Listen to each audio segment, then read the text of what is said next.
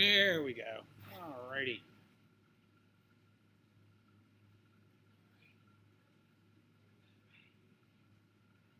Testing. 1, 2, 3, 4. Hello. Now we got 95% CPU.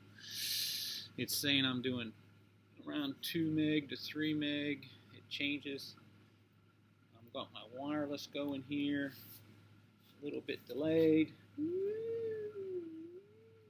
So this hopefully will get some I/O going. You can get the graph going here.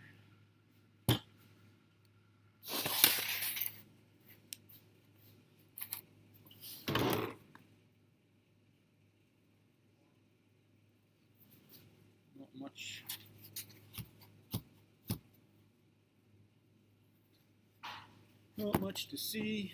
Go to the restroom.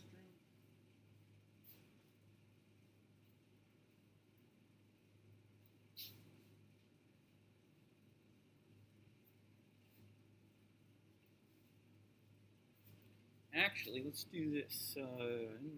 News. Stations.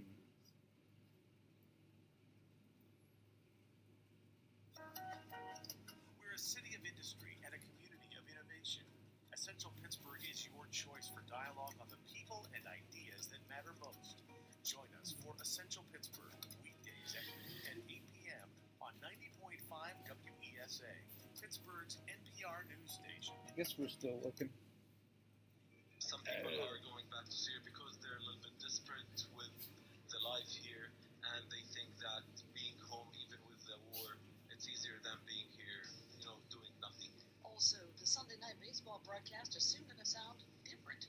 It's a scary feeling. Jock Peterson just missed crushing this ball. He hit it that high. But look how relaxed Caesar was. A lot of outfielders like freak out, just bail. These stories and more coming up here and now. The news is first. From NPR News in Washington, I'm Lakshmi Singh. At least 3 class action lawsuits are emerging from the toxic water crisis in Flint, Michigan. Residents learned their drinking water was contaminated with lead when in 2014, the city switched from Detroit's water system to the Flint River to save money. Tests later showed high levels of lead in the blood of some local children.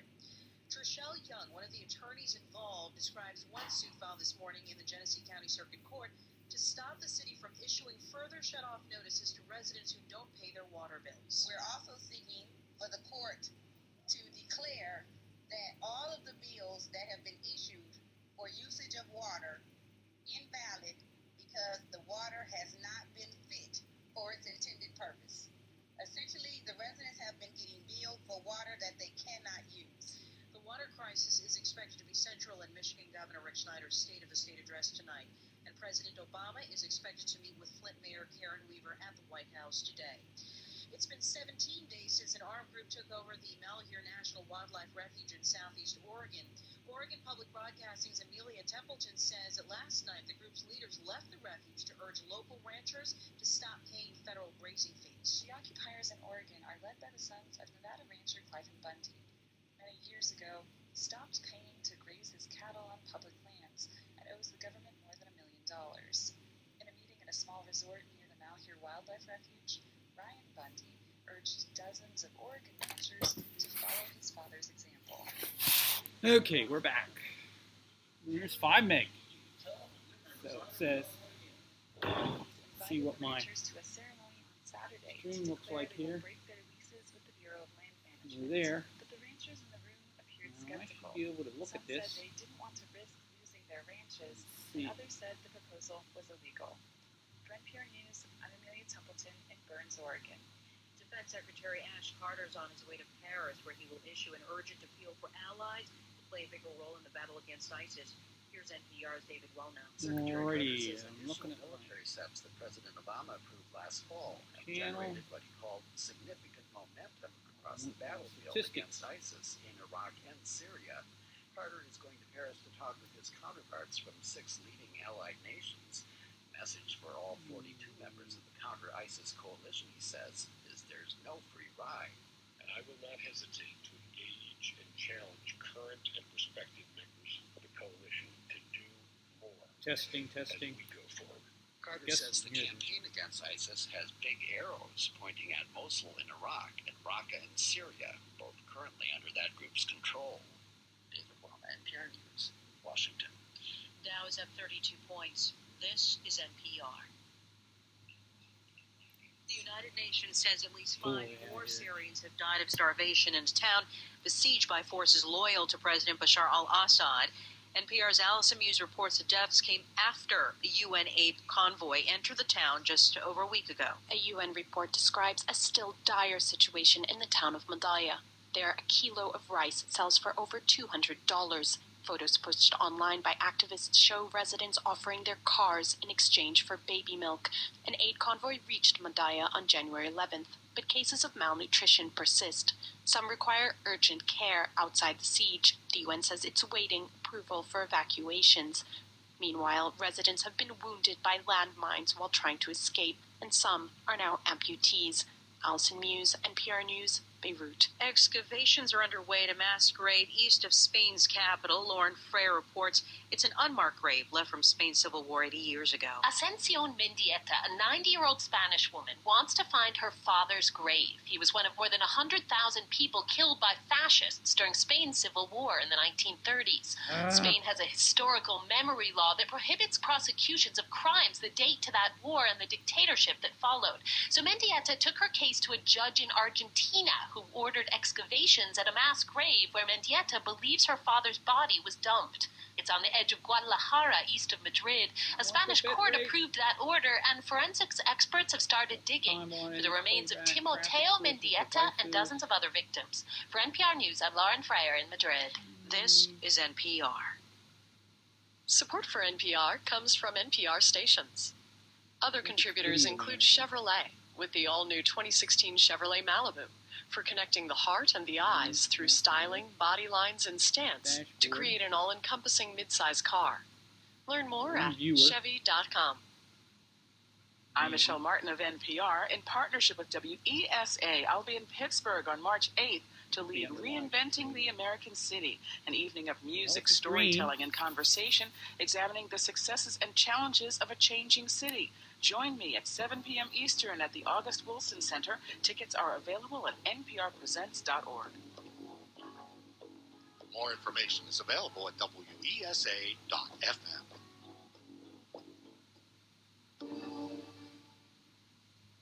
From NPR and WBUR, I'm Jeremy Hobson. And I'm Lisa Mullins in for Robin Young. It's here and now, and we are just hours away now from the governor of Michigan's State of the State address. He is expected tonight to talk about the crisis concerning contaminated drinking water in the city of Flint, Michigan.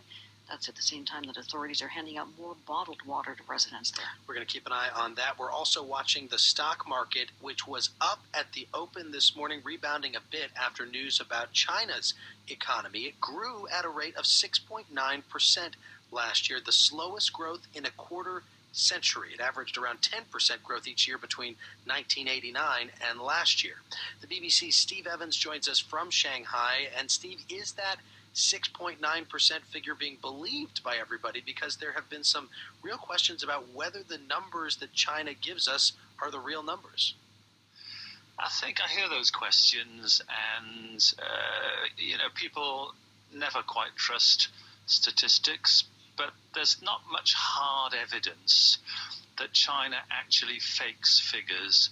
And I suppose the Chinese might say back to the Americans who accuse them of fakery, well, come on, it's a bit of, a bit of low mudslinging going on there. Even if the figures aren't as accurate as they might be, nobody doubts the big picture. And the big picture is that this economy is slowing down. You've only got to look around here. There's a huge shopping mall here in Shanghai, where I am now, which is the size of the Pentagon and is modeled on the Pentagon. It's a pentagon shape, and from the air it looks like the Pentagon. It's a shopping mall that was meant to be a big retail center. There's hardly any shops there because it was caught by the great economic slowdown. There are steelworks closing here. I can remember covering the closure of steelworks in Gary, Indiana, and thinking, well, it's China that's biting at these people's heels. And now China is suffering. They've just produced too much steel, and Chinese steelworks are closing. So there's no doubt that whatever the detail, the statistical detail, the real picture is still one of slowdown. Well, and actually, let's listen to some of the sound from one of your reports talking to some of these steelworkers while they were in a gambling hall. He says the shutdown has greatly affected each and every one of us. We've all lost our jobs, he says. We've got old parents and young children we have to provide for. We need that salary. So the question now, Steve, is what is China's government going to do about this? And if you look around at the world markets today and you see some green, some markets that are higher, analysts are saying that's because people expect the Chinese government to step in and put in some more stimulus. What the Chinese government, communist government, remember, has done so far is it's tried to buck markets. It's tried to put a bit of pressure on big institutions linked to the state, sometimes owned by the state, not to sell stock, for example, to try and keep prices up. It's urged people to buy property. Now, it's pretty clear that that won't solve the problem. So there are pretty shrewd economists in this country, and the assumption is that they will look for some kind of stimulus package, a Keynesian stimulus package, to use a very, very dirty word, certainly in Europe, but maybe not so much in Obama's America. So the assumption is that the government will pump a bit of spending into the economy.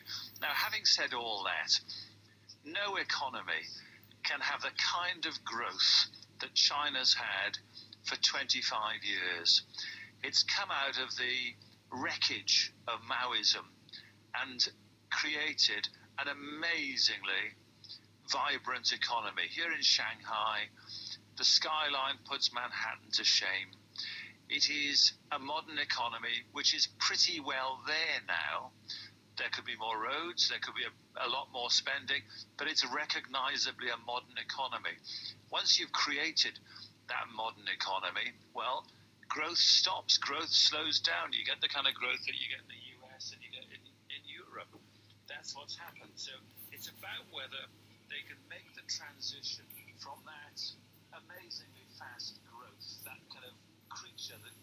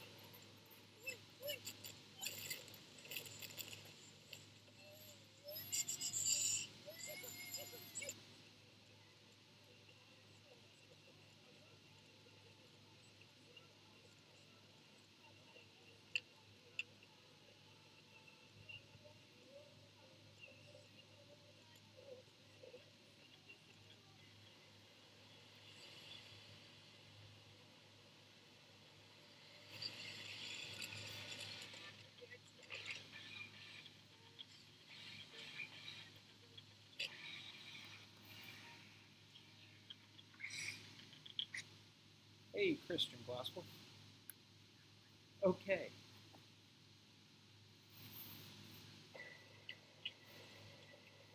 Okay.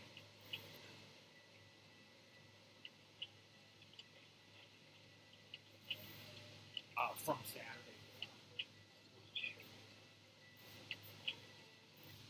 Oh, he does look as bad.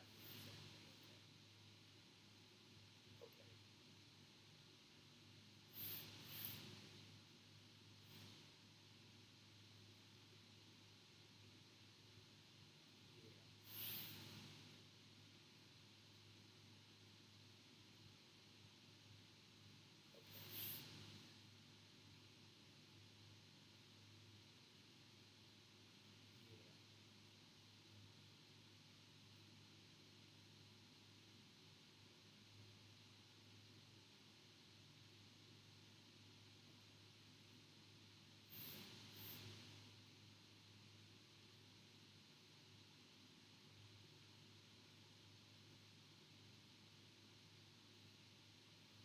Yeah, I'm down at KCAC right now. I'm not having any trouble. All I can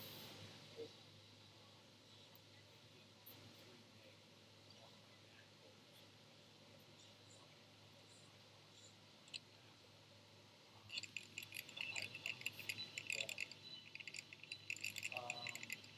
so I went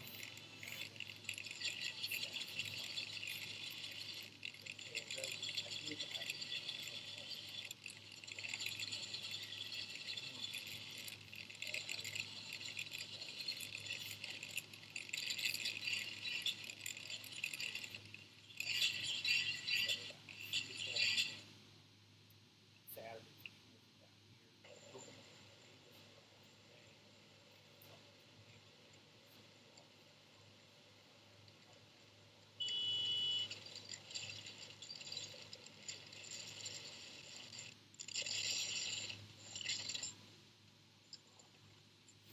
No, I don't know what it is right now, but I know right now that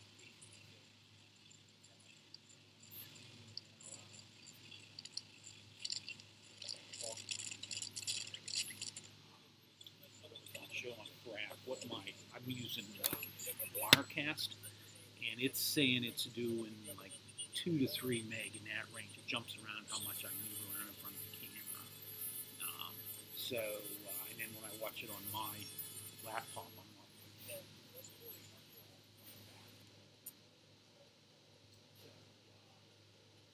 well, what that's what.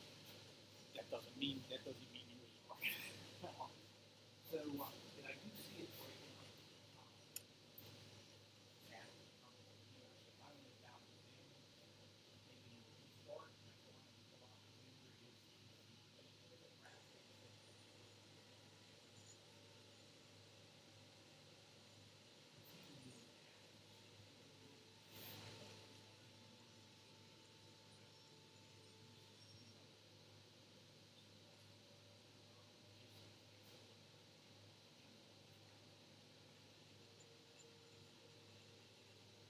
Now, what I was looking at, I knew what jack you were on, and the cable was down here. Now, this is really reaching, but the cable was pretty long, and I thought, wow, I wonder if we're over cable length. So I actually put my tester on it, and then it's giving me troubles. Testing this cable, if I wiggle it, I lose my link. That's, yeah. Sure. It's not over length. I'm getting my link now that I receive it. I've just done a new call and I receive it again now.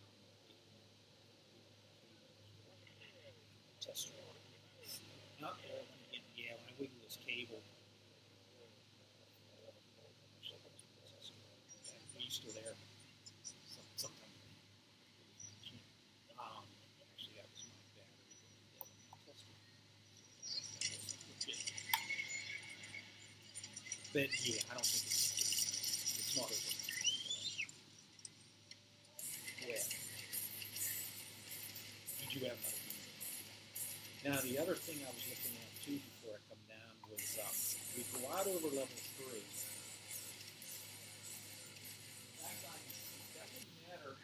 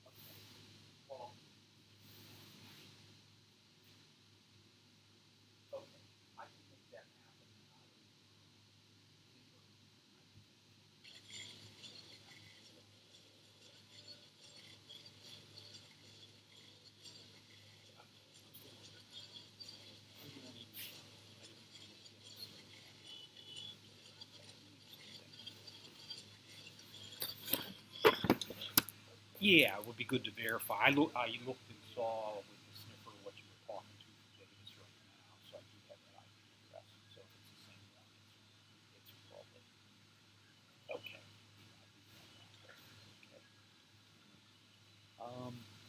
So yeah, I was over at the co-op working.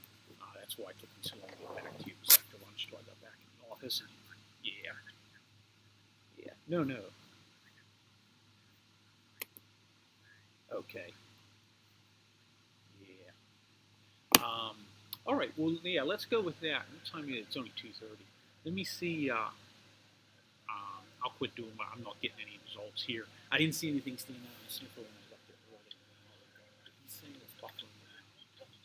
So maybe you're going to just do that run. Let me go back to the office and see about trying to push that out Kimber off level 3. If I can get that done before that stream stops. We'll see if it changes it. Well, I'm not 100% positive. Because right now,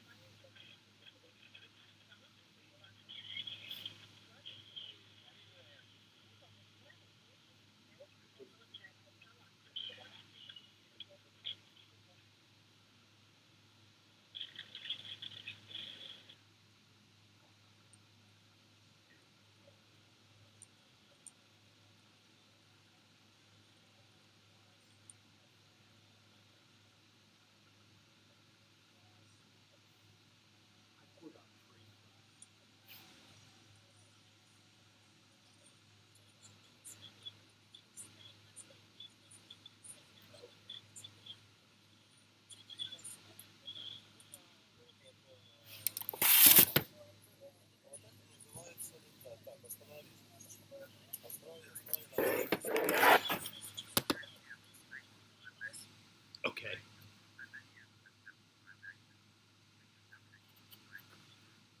Back it. Okay. Yeah. If you want to see my stream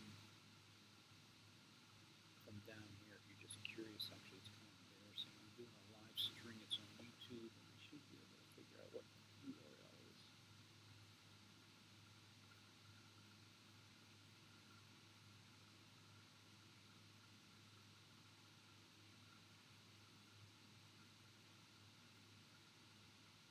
I'll just send this to you.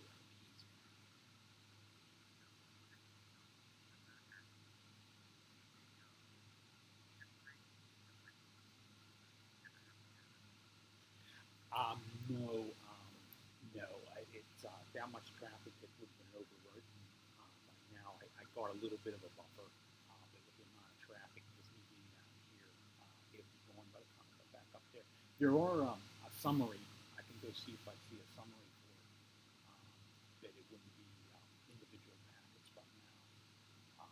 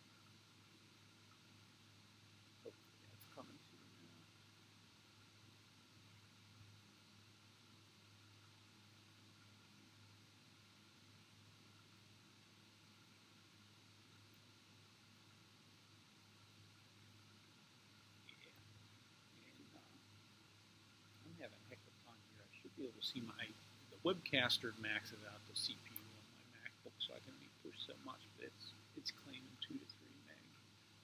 But, yeah, it's the best I can set up. It's supposed to be 1080, 30 frames per second, but my MacBook goes right up to 100% CPU, and it gets trouble with that.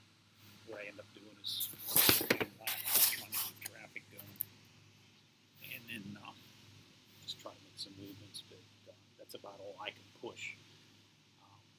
I was hoping even get more, but my desktop won't push much more. It'll get like 4 or 5 meg. I was always hoping to get up more. I never found anything that could push it. But yeah, that's what I'm going to do. What's my path to YouTube right now?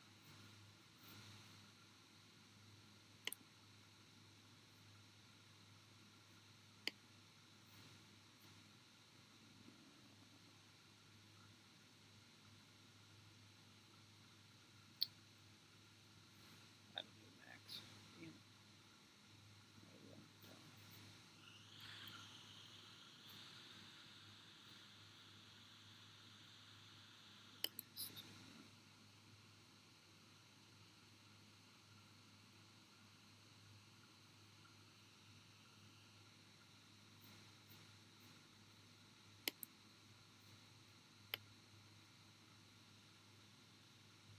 don't let me hold you up.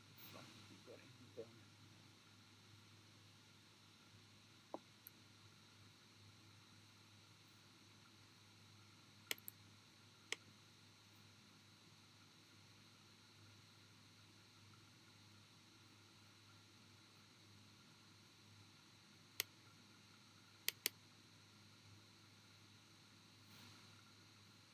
Let's turn it.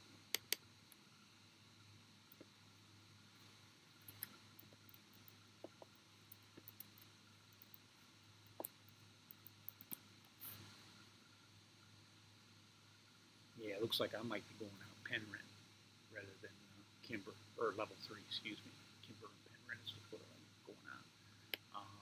Yeah, let me button things up here, and then here it is. Go back to the office and see about forcing that path out over Penryn Kimber rather than level 3 and see if that makes any impact. And we'll go from there. Yes, it'll be based on the destination actually more than the source. So if I get that IP address I found earlier, that trace route, I'll try to force that out over Penryn and verify that's the path it takes rather than level 3, and we'll go from there. All right. Hey, thanks, Chris. Sure.